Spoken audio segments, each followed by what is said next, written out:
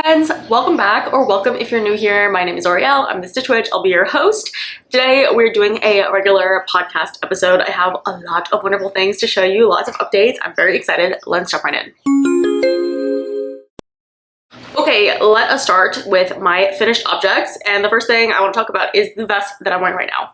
This is a surprise cast on that I literally cast on and finished between the last podcast update and today's. So I don't know, like 2 weeks worth of knitting, and actually I finished it over the course of 1 week while I was on vacation. I apologize, there's like children playing outside, birds chirping, and also a guy struggling to parallel park. So we all want community, but we don't want to be a part of it, right? So I apologize for the noise. I cannot do anything about that. But yeah, let me show you this vest.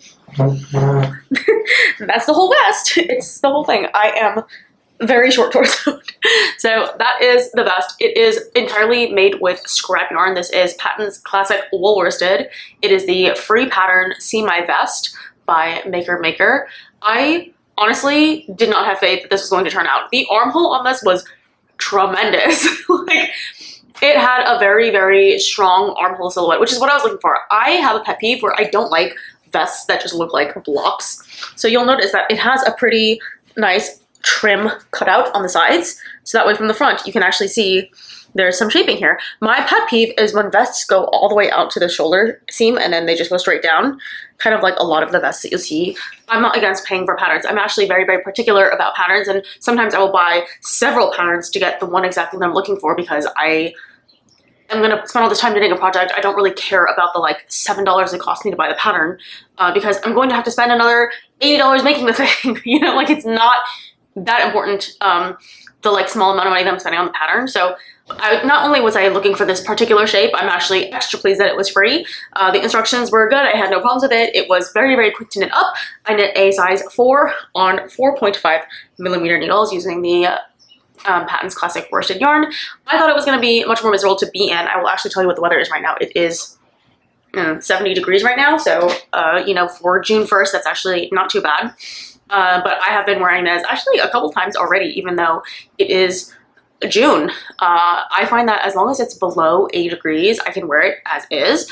And on a day like today, while I was in the office and out and about with an under layer on, it's not too uncomfortable.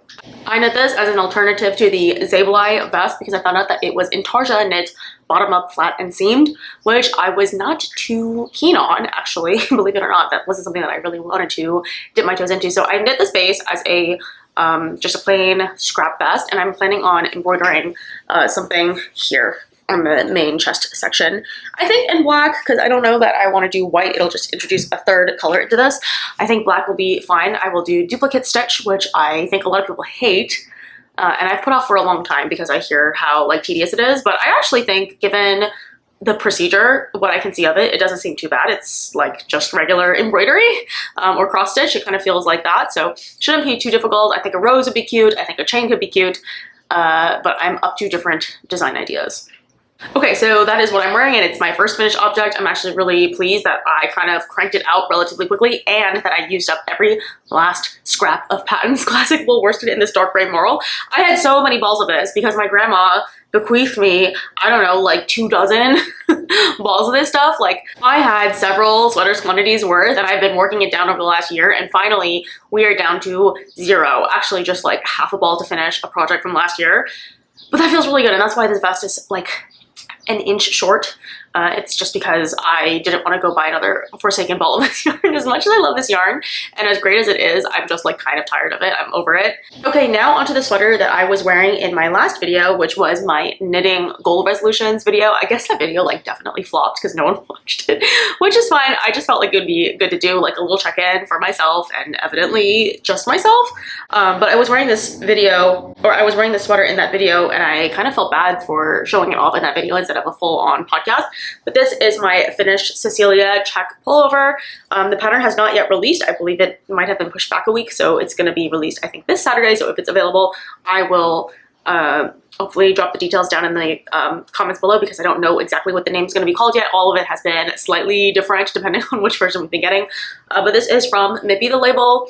I love Famke. She's really sweet, very kind. She obviously has a, no, not obvious. If you don't know, to me it's obvious because she's a regular subscription of mine.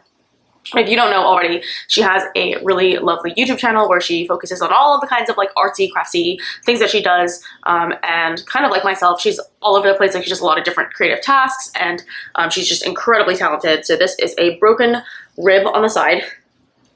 So broken rib, split hem, cabled sweater with a cute little sleeve. It's a slight balloon sleeve, and don't mind my ends. I usually just tuck these in when I wear my sweater.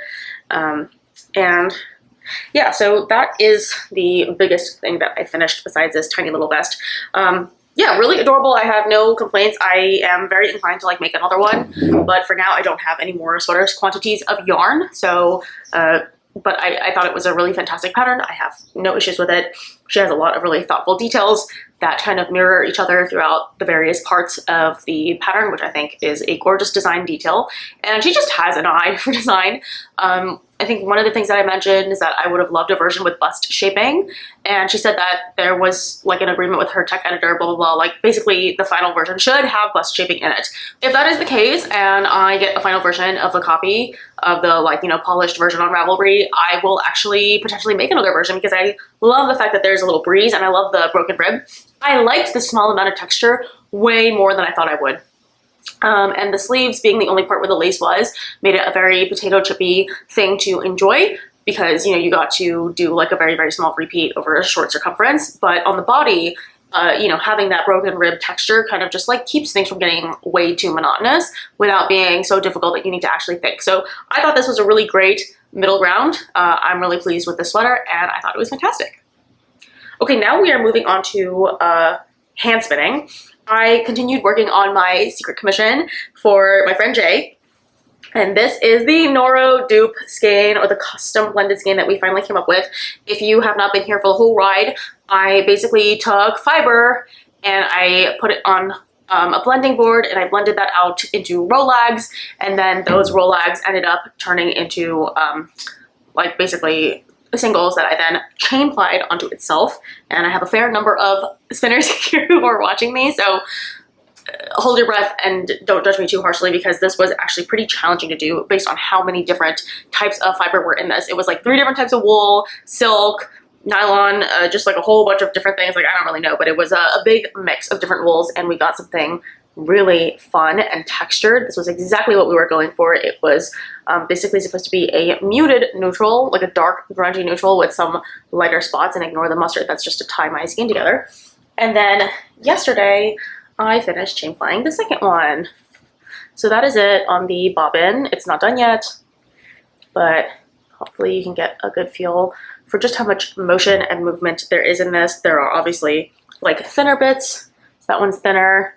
And then, you know, right next to it, you've got something that's like a little bit thicker. But it's, you know, generally, it's really surprisingly cool. And I think I got a lot better at chain plying. The first version of chain plying I did was genuinely awful and disgusting, and I hated it. And every time I chain ply, I get a little bit better. It still is really sad to chain ply for me because it's such a shame like to see so much skinny yarn then get like triple plied together and now the yarn is like fat, you know? I work so hard on making those skinny singles, like they're so itty bitty skinny, and then you chain ply them and they immediately become like gargantuan. And then also you get a third of the yardage, right? I have like all this long ass single that's going on the bobbin over and over and over again. I have like so many bobbins filled with this stuff, and then it reduces down to like literally nothing. So but overall, very pleased with this. This is the haul. It was an amazing collaborative project with Jay. I already have another client on the wait list, so it's been fun so far. If you're not aware of this agreement, it's basically that like, I love spinning, but I don't like the stress of what to do with my hand spun after the fact. And so up until now, I've been spinning at a financial loss. Like I've literally been selling my yarn for not even half the price of what it cost me to make it, and then also spending my own money on like shipping it out, which is amazing. It's still fine. Like there are people who don't even have a way to pawn off their product. And so for my viewers who have adopted my skeins of yarn, I hope they've been serving you well, and I hope you like them. But because that has not been tenable for me and it's really expensive, I have said, listen, if you want to send me fiber, like send me fiber, I will spin it, and then, you know, just I'll ship it to you, and then we can call it a day where I get to touch beautiful new wools and spin you something, and then you get to have something that I made, and it's kind of like a fun quid pro quo. So far that has been working.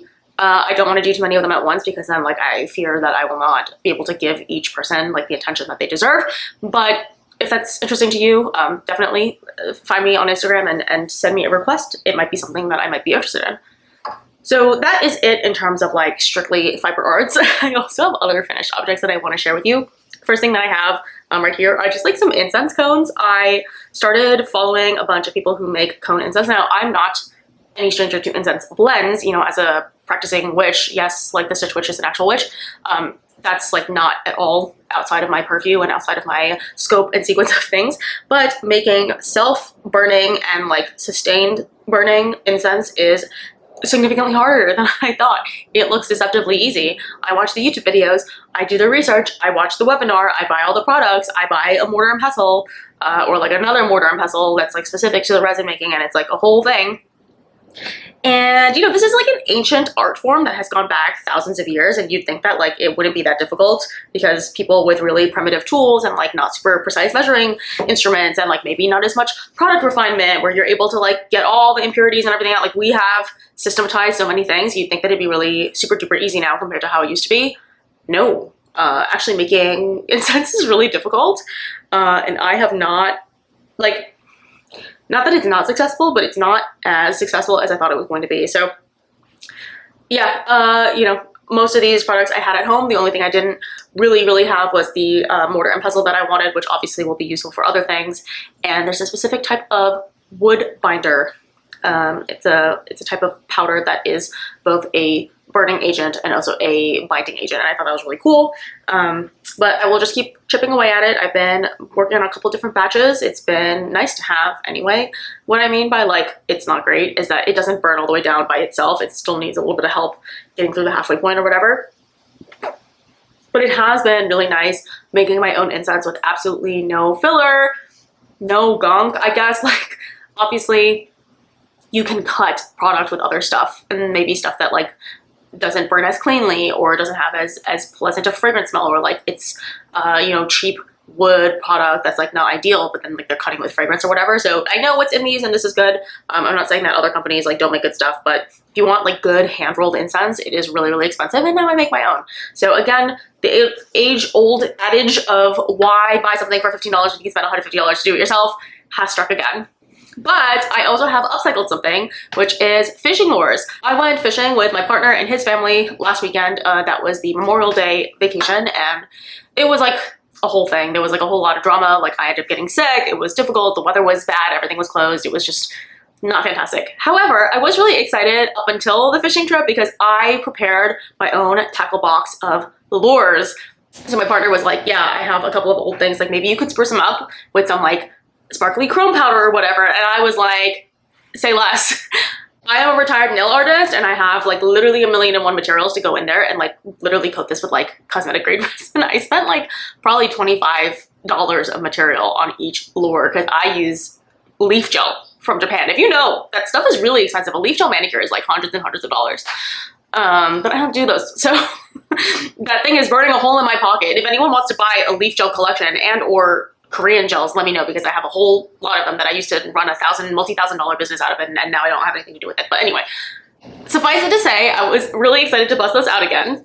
And I painted these lures. I put UV reactive pigment on it because, you know, the UV reacts under the water and fish have different wavelengths of light and they see things differently. And I put like sparkle and glitter and chrome and layered it, and I made them googly, like with the eyes that like reflect, that look like fish scales. And it was really fun, and it was actually like really, the process was really enjoyable to me because I was like imitating what I saw online.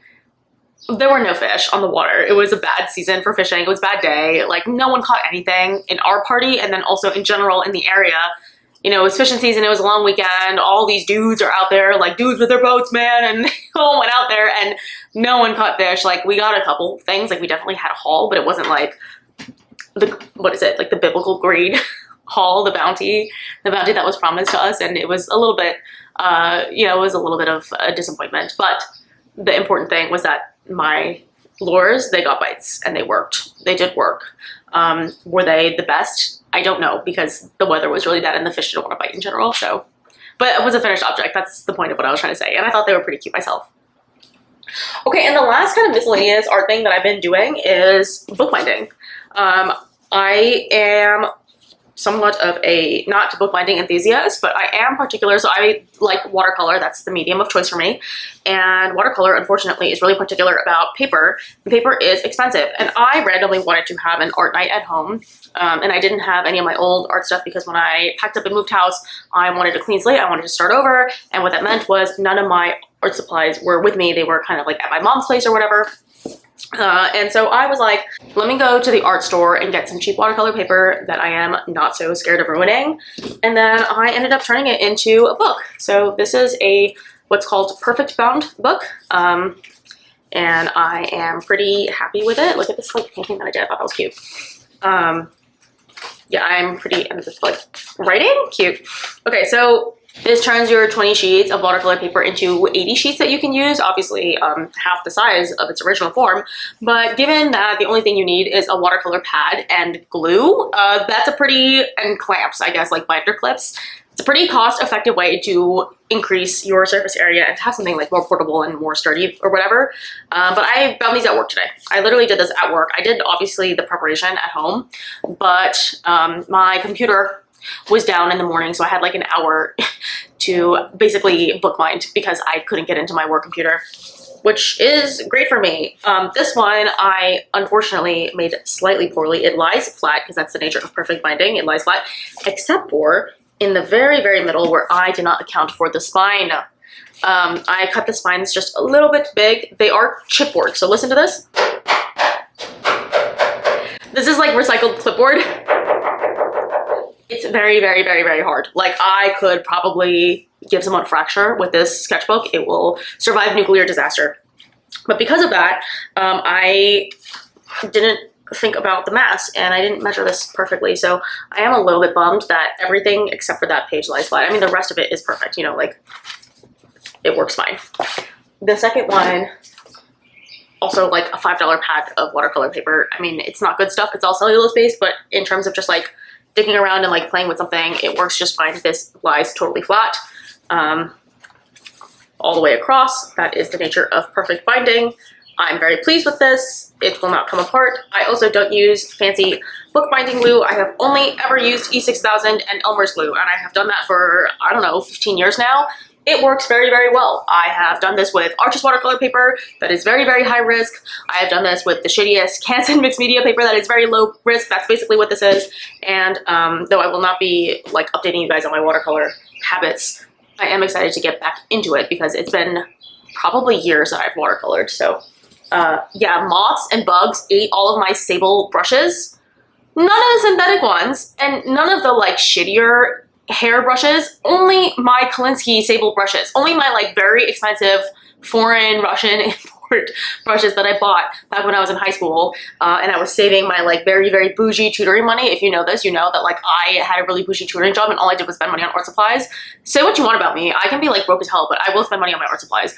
And I would spend my money on these like beautiful watercolor brushes, and let me tell you, they were right when they told you that these things would last you a lifetime, barring the fact that bugs will eat them. I opened up my little like box thing here and I picked up my brushes and I was like, what the hell? Like, why are some of these like all weird? My Princeton brushes, they're fine because they're synthetic. My Kolinsky brushes, that one I inherited from my art teacher, my AP art teacher in high school, because she was like, you're so bright-eyed and bushy-tailed and full of potential. Let me gift you this brush. Why don't you take it home? Like, no one here appreciates this. I had like the one-off random brush that someone donated or whatever. Why don't you just have it? That one that was bequeathed upon me, bugs ate it. It was so sad. It was so tragic. It was nary a stump, like at the very bottom. It was like so sad. It was just this blunt little thing at the end. Terrible, traumatic. Like, I hate bugs. I hate them so much. They eat our sweaters. They eat our paintbrushes. Is there nothing holy in this world? Goddamn. Ooh, and I finally finished my pillow cushion. Let me show you. Ah! Okay, I watched Project Hail Mary and I locked the fuck in, okay? I finished my little pillow cushion. Yay. This thing is soft enough to do the chop still, so very exciting. You know, I made it slightly bigger than I kind of wanted it to. Like, I kind of wanted them to be overstuffed a little bit, but I think this is cute too. It's like not so, I don't know, sometimes something is overstuffed and then it kind of feels hard and stiff and like not very cozy. This is still extremely cozy, extremely fluffy. Like, it has all the coziness and texture of a hand knit object. It has that really nice I don't, is it bohemian? Like, it kind of looks boho, right? Because of the look of a granny square, I think, is inherently a little bit bohemian, and I didn't do it on such a tiny gauge, but it is a nice cohesive color scheme. The back is not that cute. I mentioned this before. Don't judge me. It is, of course, a scrap project, so it's going to look like a scrap project, but at least the colors are cohesive, right? I just put this facing the back, and sometimes it's cute. Like, you can see a little bit of color peeking out from the back side of the couch. I'm not that upset. It doesn't match both sides around, and I'm especially not upset because finally I got all this random scrap out of my stash. A crochet pillow cover like this uses a lot of stash. It uses a surprising amount of product.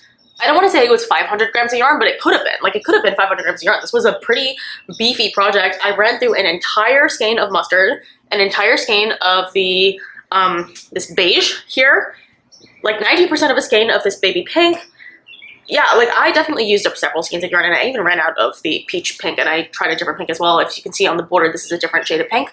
But yeah, just a granny square pillow. I have another pillow that's exactly the same size, but for that one, I think I want to try just a texture instead of also doing another granny square thing. So I'm going to dig into maybe some like dark teal yarn that I have, or oatmeal, and then just do like something textured to just mix it up a little and give my couch some variety, but not so much that my eyes have nowhere to rest. So very proud of this. Got to weave in the ends, but besides that, I think this was a successful stash diving finished object.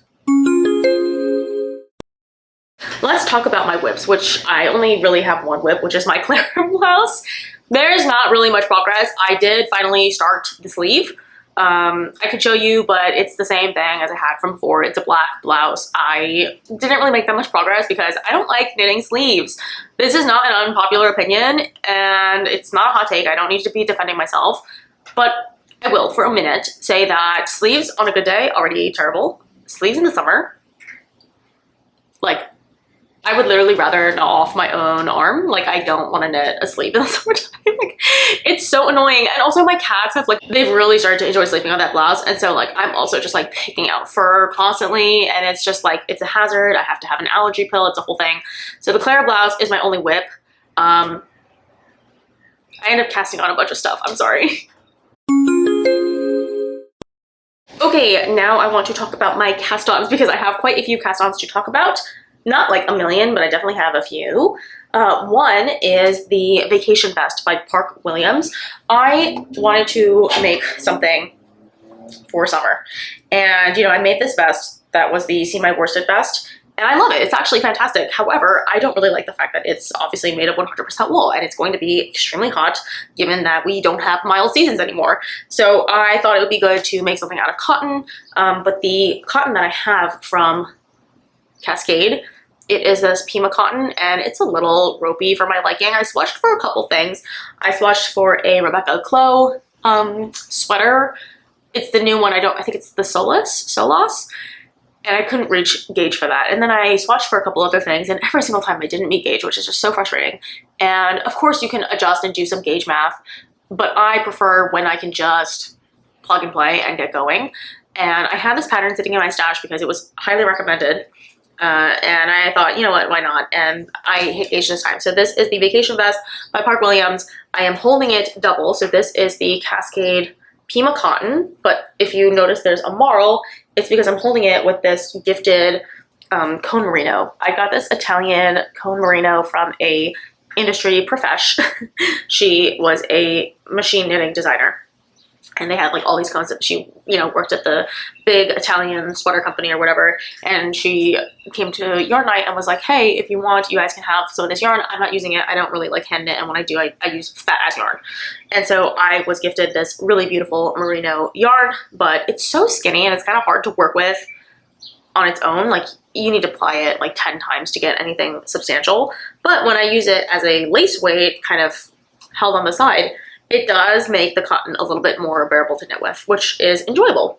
So for this Park Williams vest, I knit the back and the left shoulder front, and now I'm working on the right shoulder front, and then hopefully by the end of today, I will have joined under the arms, and then we can start knitting the cardigan back and forth. It's a basically cardigan with a hook and eye closure in the front. I thought originally there were teeny tiny buttons, and my bad. Obviously you don't know until you look closer, but it's not buttons. It's literally just a hook and eye enclosure. So I think that's cute. I don't really like the idea of having to sew a hook and eye closure on. Like, do I have the stuff for it? Yes. Do I want to do the labor of sewing a hook and eye enclosure on? Not at all. I don't have any desire to do that, but I will suffer from my art. And then the other thing I wanted to talk about were my needle stoppers. Yeah, I got these needle stoppers from Wool & Co. They're really cute. That's it. That's all I wanted to say. So these are sitting on this project that's like very, very dark and spooky, and like it's a beautiful like kind of midnight color. Hopefully you can see that there. And then I have my like cutie patootie little cupcake stoppers. These look really delicious. I'm not even like a cupcake eater myself, but I love the motif of a cupcake. I love the idea of a cupcake. So that is my first actual summer garment knitting. I hope in the deepest depths of summer, this will actually be a really nice addition to my wardrobe, because right now the only thing I really wear in the summertime that I've hand knit is the Rhoda top, which was in my last video. I was wearing the sleeveless top. It's from the Disturbia video. And I got a lot of compliments on that top because it's honestly a banging top. Like, it's a great pattern. I highly recommend it. If I didn't like any of the ideas, I would have gone back and I would have used this cotton yarn to make another one, because it's that good. It's really easy to work with. It's meshy, but it looks really professional, and with a nice drapey heavy cotton, it just lays super nice. It looks great. I washed and dried it in the machine recently. Came out flawless. This is a plug for that pattern. Irene Lynn can do no wrong. The next thing that I cast on was this random little hat that I cast on because I am hosting a knit group at work. I made it under no uncertain terms that I will not be teaching people how to knit, and I sent out a bunch of resources, guides, favorite materials, favorite projects to start with. Did anyone do any of the things that I suggested before our meeting? Of course not. No one reads emails. Showed up to this meeting. Literally no one was ready for the thing that we were doing.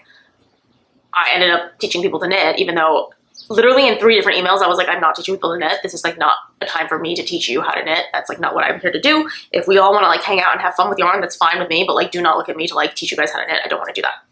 I will help you, but like here are the videos that I suggest you watch before you get started. Obviously that did not happen. And also don't forget that I started the bandana project 2 weeks ago. Everyone kind of like shat the bed and forgot that the meeting was happening, so I had to finish that project. Another 2 weeks have passed, and now a month later we're back for our actual meeting. I cast on a new project because I'm thinking I'm gonna be like troubleshooting. Show up to the meeting, literally no one has even read my email. Like no one even knows what's going on, despite lots and lots of reminder emails going out. Is it fine? Yes. Did I like end up teaching people how to knit and purl and cast on or whatever? Yes. Am I confident that anyone is going to remember between now and like next month when we have our next meeting? Absolutely not. But this is to say that this morning I cast on the 2x2 hat. This is just like a 2x2 ribbed hat, literally just a plain old 2x2 hat. Nothing special about it. The only thing I want to say is that this is a free pattern and I'm using like the wrong yarn on the wrong needles because I don't give a fuck. Like this is so stretchy. It's like the stretchiest thing in the world. It's going to stretch an obscene amount. So it will fit anyone's head.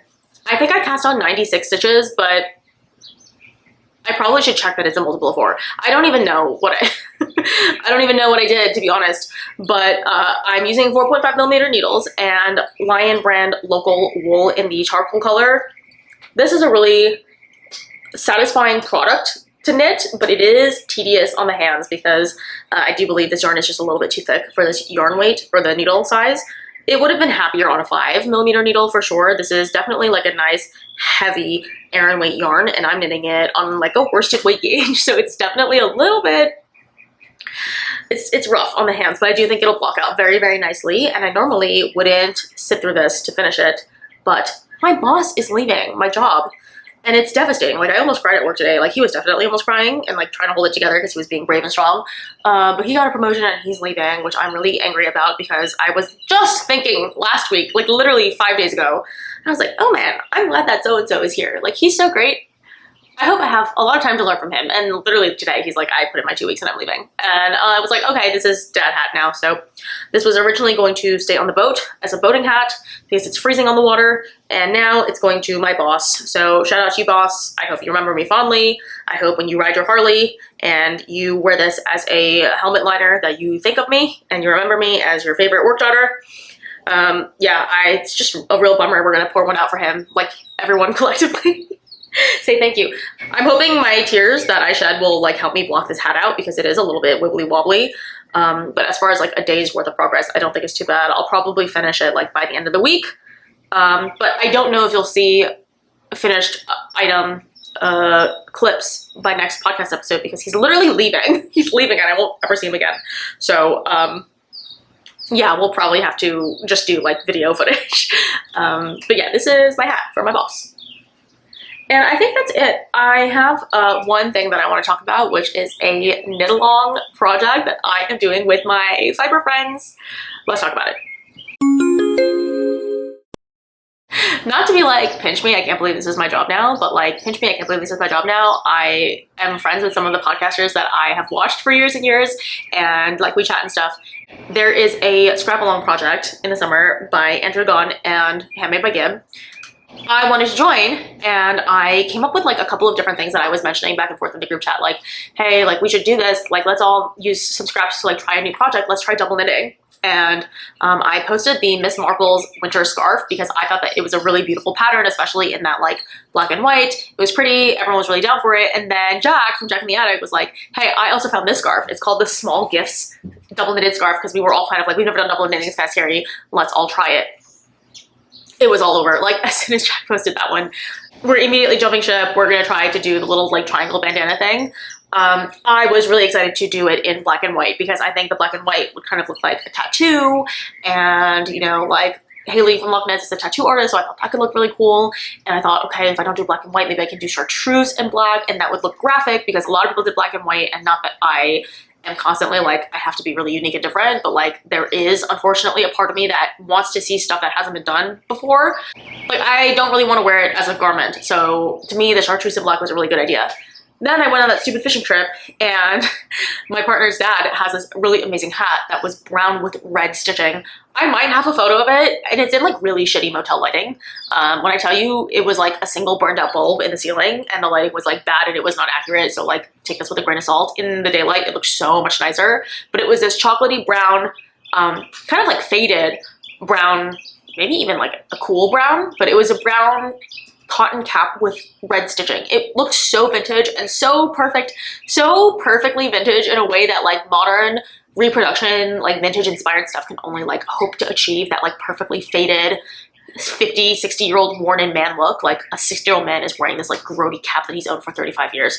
And so I thought, no, I'm sorry, it's over. Like I have to buy yarn for this double knitting project. So I bought some pure Gynt yarn, and I went to the ends of the earth to find exactly the right colors and undertones and everything. And by that, I mean I spent like a couple days on Wool & Company's website, and I landed on the pure Gynt PetiteKnit fig something, velvet fig, and just the red, because I've never used pure Gynt before, and it was definitely like a chocolatey brown color that the hat was, but I'm not a fan of chocolate brown. However, I am a fan of this like expensive figgy, you know, we're getting a lot more undertone like directly in the light. But yeah, hopefully you can see in direct lighting, it's a little purpley, it's a little burgundy, it's kind of like my favorite bag color, which is like a blackened burgundy color, blackened. Yeah, we're actually gonna paint the walls of the office this color because it's just like so moody and sexy.